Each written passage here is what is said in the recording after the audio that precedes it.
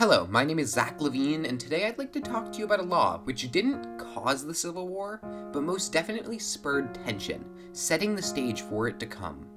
I'm talking about the Fugitive Slave Act. You see, with the intent to heal tension between the North and South relating to slavery, in the year of 1850, a compromise was formed. They called this the Compromise of 1850.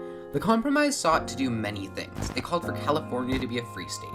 It said that New Mexico and Utah's status as free states should be decided through the use of popular sovereignty. It called for the slave trade to be outlawed in D.C., and it called for a new fugitive slave law. Little did they know, this compromise, which was intended to heal tension, did anything but. For you see, long ago in the aforementioned year of 1850, a law was passed called the Fugitive Slave Act, or I guess the Fugitive Slave Act of 1850. It sought to be a stricter fugitive slave law than the previous one, the Fugitive Slave Act of 1793.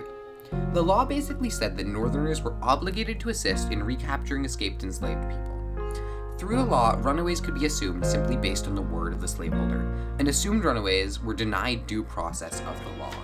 Because less proof was required, it became much easier for Southern slaveholders to seize escaped enslaved people, as well as freed ones from the North. It was the most controversial part of the Compromise of 1850.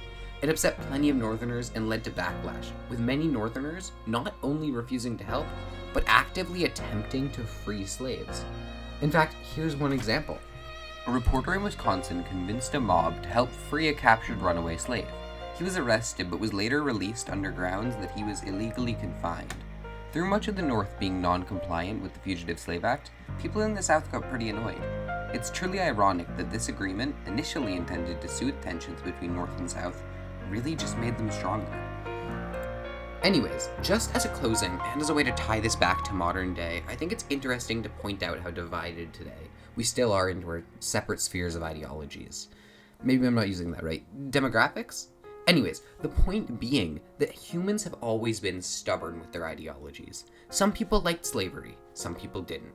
When you fully draw a line between the two groups, they'll become more divided and unwilling of compromise than ever. Anyways, I hope my little derailment into the nature of humans wasn't too much of a segue from the historical topic. Anyways, I'm sorry I turned this in a day late. I just had some trouble with sleep after getting back from LA over Thanksgiving break, as well as from catching up on other homework. And then when I saw you were out Tuesday, I used that as a chance to rest and get back my energy from my lack of sleep. But it's done now, and I really hope you enjoyed watching. Anyways, thank you, and goodbye.